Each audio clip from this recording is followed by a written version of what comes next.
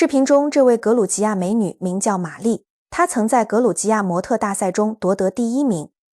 2014年，玛丽在朋友的带领下来到中国游玩，没想到这一玩还认识了个帅气的中国小伙子，玛丽一下子就喜欢上了，开启了女追男的模式，没2天就把小伙追到手了。2个人的基因强大到一生孩子就生了个童年版的杨幂，大大的眼睛，白皙的皮肤，再加上优越的骨相，一下子就在网上爆火，收获了将近250万的粉丝，很受大家的喜欢。那么玛丽是如何倒追中国小伙的？他们的女儿长得到底有多像杨幂？目前又在干什么？大家好，我是南风，本期带大家走进格鲁吉亚美女玛丽的中国园。1990年，玛丽出生于格鲁吉亚的首都第比利斯。她的母亲是一所学校的老师，说话温文尔雅，在教育孩子方面也有独特的方法。玛丽还有几个弟弟妹妹，个个都是俊男靓女。由于家族基因的强大影响，从小就有亲戚推荐她去参加模特比赛。在玛丽18岁那年，她已经是模特圈里小有名气的人物了。在格鲁吉亚的模特大赛上，她轻轻松松就拿下了第1名。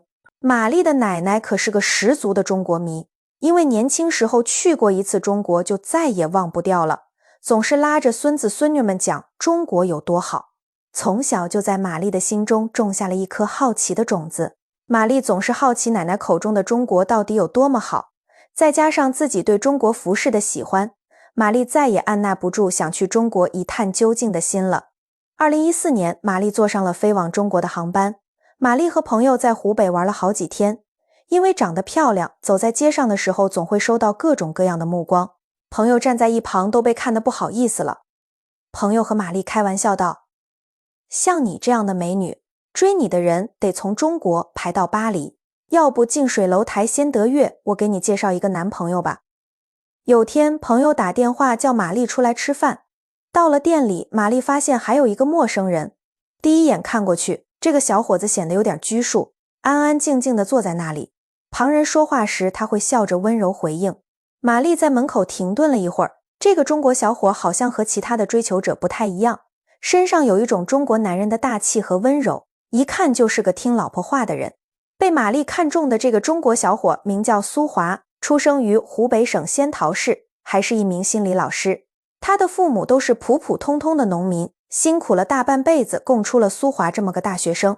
玛丽大方地向苏华打招呼，苏华一抬头，眼前出现了一位充满异域风情的美丽女子，他也一时愣住了。苏华的一举一动都被玛丽看在眼里，他觉得这个小伙子真是有趣极了，忍不住就想和他多聊几句。一顿饭的功夫，2人聊得也差不多了。或许是心理老师的职业习惯，苏华特别能理解玛丽想表达的意思。虽然玛丽无法用标准的汉语词汇来准确描述，但这或许就是心意相通的2个人同频共振的感觉。不需要把意思表达得多么清晰明确，但我都能明白你的心意。吃过饭后，玛丽主动要了苏华的联系方式，时不时的就给苏华发消息，但苏华工作很忙，不能及时回复他的消息，也没有主动回应，因为他心里其实有很多顾虑。一方面，苏华不知道家里能不能接受自己找个外国女朋友，其次，玛丽不会说中文，在一起之后又怎么和父母交流呢？最后，咱也没谈过外国女朋友，这一时拿捏不住怎么办？在众多因素下，苏华表现得不是很积极，3下2下就不知道怎么应对了。都说女追男隔层纱，不管多不知所措，接到玛丽电话的那一刻，苏华还是去赴约了。见面之后，玛丽拿出了学习中文的书，她询问苏华是否愿意教自己中文，而学习中文的目的是为了能更好地与苏华交流。这一句话说到苏华心坎里，打消了他心中全部的顾虑。有一个外国美女愿意为了你学习那么难的语言都付出那么多了，男生还有什么理由拒绝呢？当时苏华就答应了和玛丽在一起，意思是以后这中文课只能由他一个人来教，并且这一教就得是一辈子的事。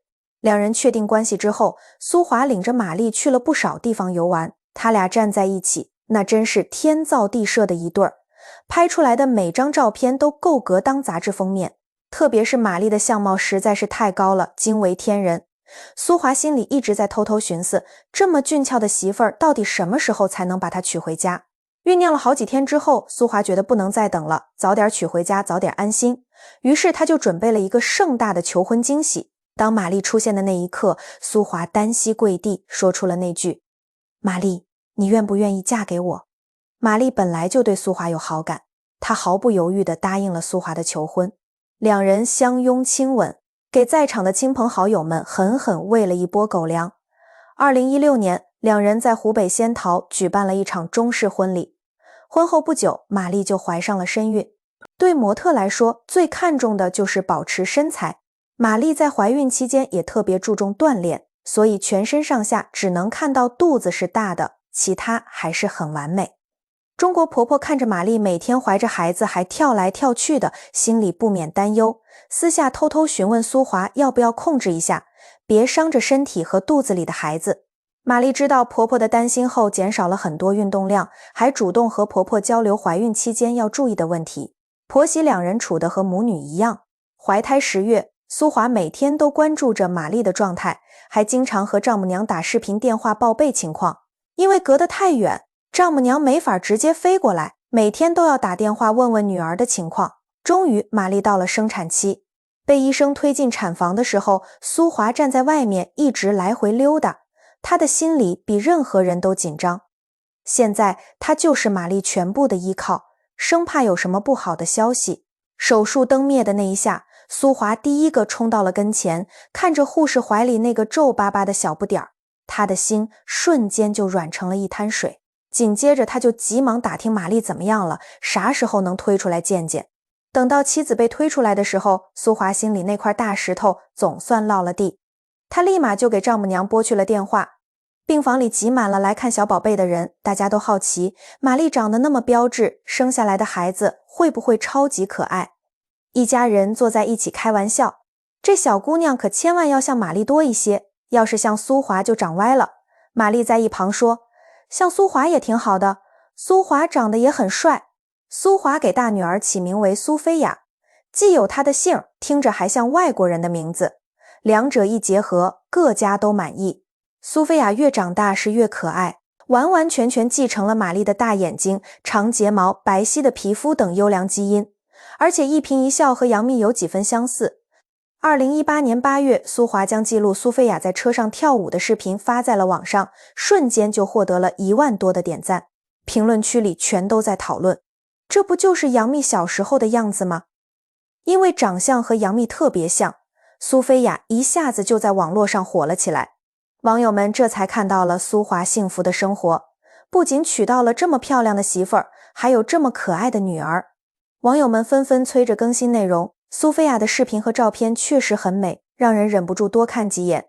这个小姑娘真是天生丽质，纯天然的美貌，太漂亮了，真是好看的让人羡慕。多看2眼也是开心的，主要是因为她长得实在太像杨幂了。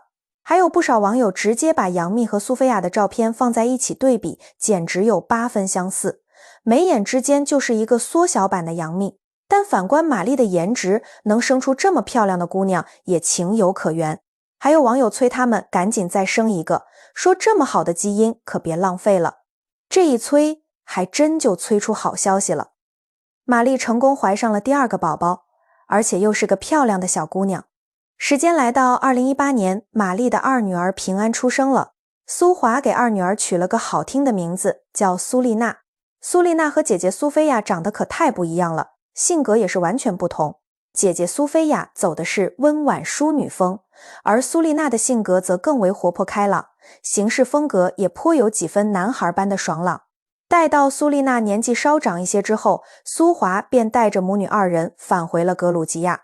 当初他们仅在中国举办了婚礼仪式，这次要在格鲁吉亚亲友们的共同见证下，重新再举办一次婚礼。当格鲁吉亚的家人亲友们在视频画面中陆续现身的时候，网友们再一次被玛丽家人的超高颜值所惊艳，真是让人大吃一惊。玛丽的家人个个都身材高大，五官长得非常立体，姐妹几个都嫁到了天南海北不同的地方。玛丽的姐姐远嫁到了迪拜，家里的经济条件也相当不错。玛丽的妈妈看着眼前2个这么漂亮的孙女儿，乐得嘴都合不上了。虽然语言不通，但是苏菲亚和家里其他的小孩玩得特别开心。婚礼仪式圆满落幕之后，苏华便领着全家人一同返回了中国。毕竟苏菲亚的学业可不能耽误。苏华每天最期待、最乐在其中的事情，就是准时准点地守在学校门口等着接孩子放学。看着自家漂亮可爱的女儿欢快地朝自己跑来，周围投来的目光那叫一个羡慕。要是这时候苏华再牵起玛丽的手，那周围响起的欢呼和起哄声就更别提有多热闹了。时间来到了2023年7月，格鲁吉亚丈母娘一个人坐飞机来到了中国。苏华赶紧热情招待，全家人齐出动迎接丈母娘的到来。一见面，2个孙女就抱着外婆，亲热的不松手。隔天，苏华就带着丈母娘出去逛街，没想到逛着逛着还意外遇到了粉丝，大家还开心地拍了合照。丈母娘没想到女儿一家人在中国这么受欢迎，简直就和明星一样。不过丈母娘肯定早就见识过这种场面了，毕竟玛丽在18岁的时候就是模特界的明星了，受到的关注也不比在中国少。丈母娘短短几天的中国行很快就结束了，离别之际心中满是不舍。玛丽不停地安慰着母亲，让她别太伤心难过，因为再过2个月就又能见面了。到了8月份，苏菲亚和苏丽娜都放假了，玛丽就带着2个孩子再次回到了格鲁吉亚，陪母亲住了一段时间后又返回了中国。只不过这次格鲁吉亚之行的背后还藏着别的原因。随着苏菲亚一家人在网上的名气越来越响，吸引了不少粉丝，甚至有人扒到了他们家的地址和电话。玛丽每天都在担心2个孩子会不会被人偷走。有很多人都说二女儿苏丽娜没有像苏菲亚那样遗传玛丽的美貌，连苏菲亚都忍不住要问一句：妈妈，为什么大家都说妹妹长得不像你呢？玛丽开玩笑地回答道：因为妈妈在怀妹妹的时候天天看着奶奶。俗话说得好，怀孕的时候看谁比较多，孩子生下来就像谁。没想到生孩子还有隔代遗传。玛丽拉着婆婆的手笑着说：我怀3胎的时候求您回家。这一句话把苏华逗笑了，这个洋媳妇真的太有意思了。不过也能看出来，玛丽是真的想要3胎了，而且特别想要一个酷帅的儿子。现在连照顾苏丽娜都是按照男孩子照顾的，苏华真的是每天都哭笑不得。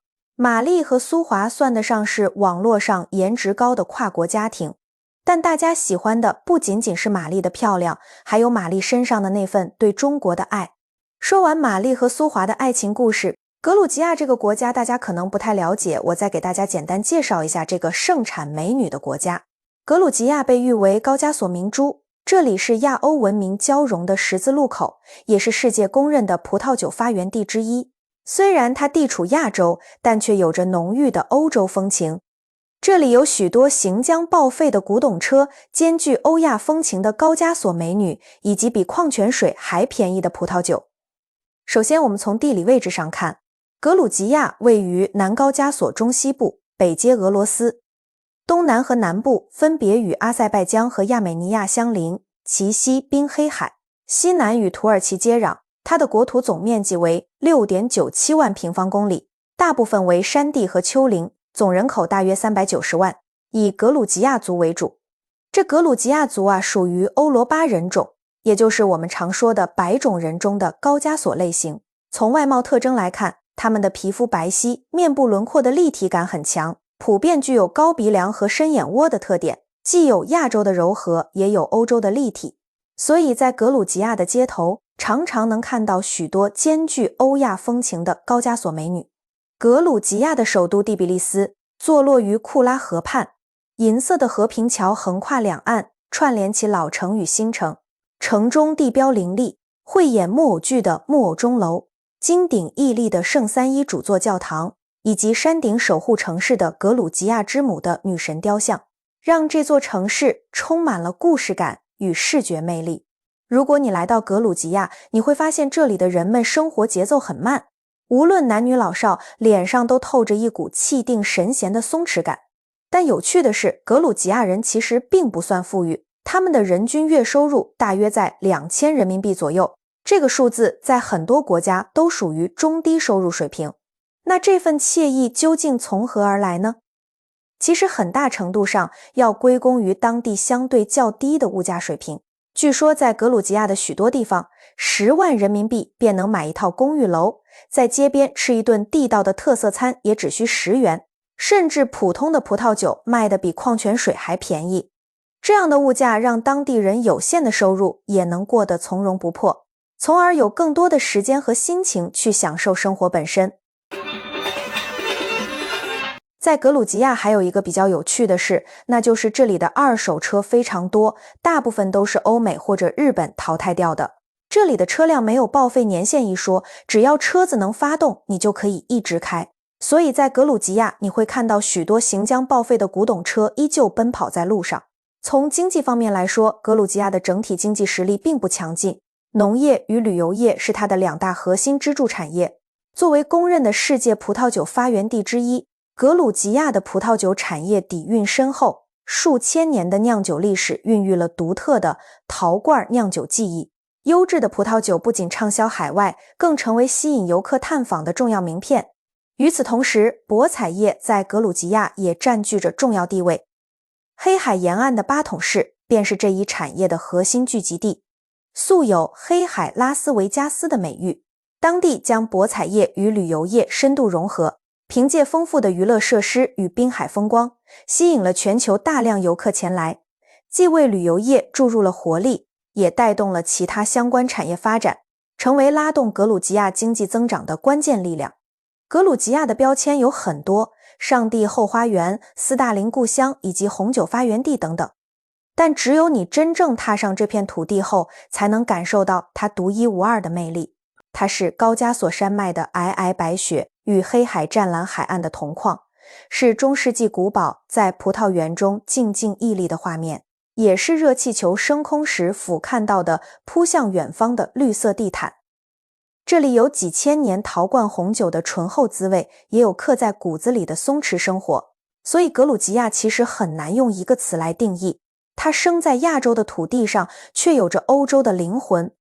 古老与现代并存，混乱却又浪漫。在这里，历史仿佛从未走远，却又与当下的生活悄然交织。这就是格鲁吉亚，一个物质上不富裕，却在风景、文化与生活里满是富足的宝藏之地。好啦，本期内容到这里就结束了，我是南风，感谢你的观看，我们下期见。